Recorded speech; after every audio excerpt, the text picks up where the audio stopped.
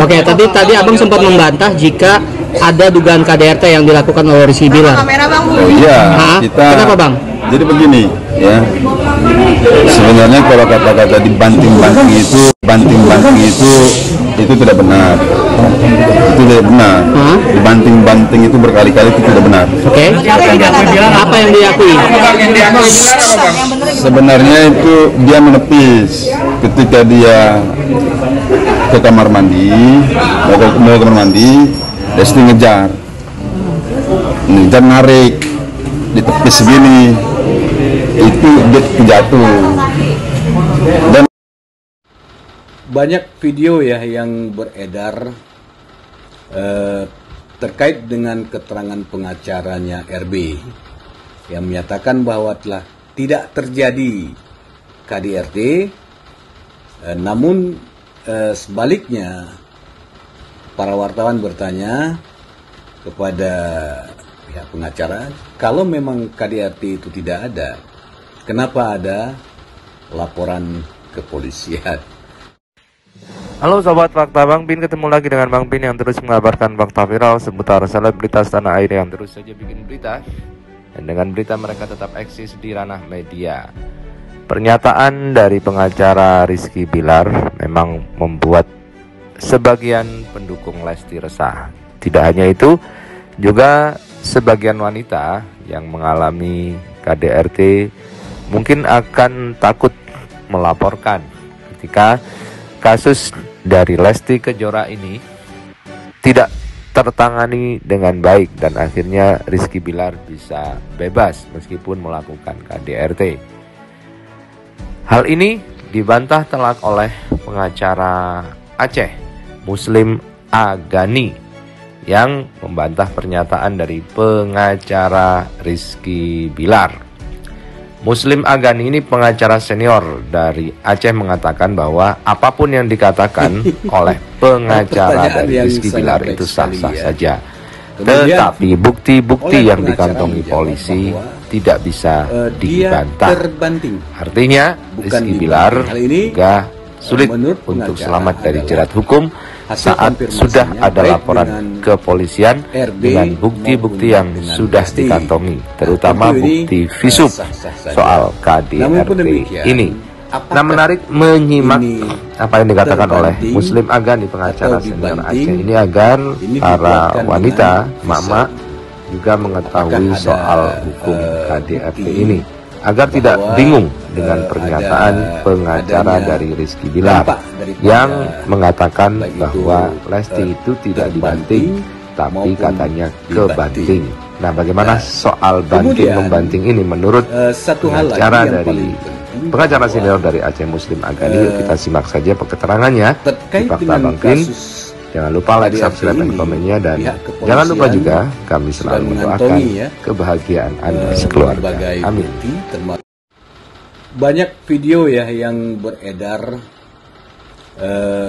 terkait dengan keterangan pengacaranya RB yang menyatakan bahwa telah tidak terjadi KDRT, namun sebaliknya para wartawan bertanya kepada pihak pengacara, kalau memang KDRT itu tidak ada, kenapa ada laporan kepolisian?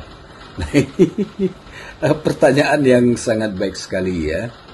Kemudian oleh pengacara menjawab bahwa dia terbanting, bukan dibanting. Hal ini menurut pengacara adalah hasil konfirmasinya baik dengan RB maupun dengan Lesti.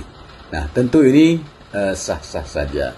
Namun pun demikian, apakah ini terbanting atau dibanting, ini dikuatkan dengan visum. Apakah ada bukti bahwa adanya dampak daripada baik itu terbanting maupun dibanting. Nah, kemudian satu hal lagi yang paling penting bahwa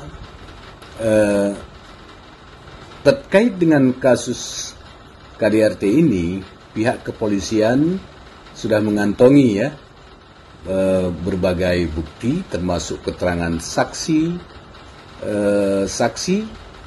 juga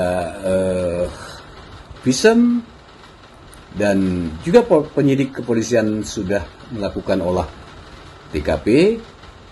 Saya rasa itu sudah lengkap. Jadi tidak ada alasan perkara ini diulur-ulur waktu. Namun pun demikian, karena sesuatu hal, pengacara menyampaikan bahwa pada panggilan ini, pertama maksudnya dia tidak bisa hadir, itu tentu tidak masalah ya, juga pihak kepolisian sepanjang kooperatif mungkin masih diberikan kesempatan. Tapi pada panggilan kedua, ini harus datang ya. Kalau tidak kooperatif, tidak datang juga, maka pada panggilan ketiga dipastikan pihak kepolisian akan menjemput paksa yang bersangkutan.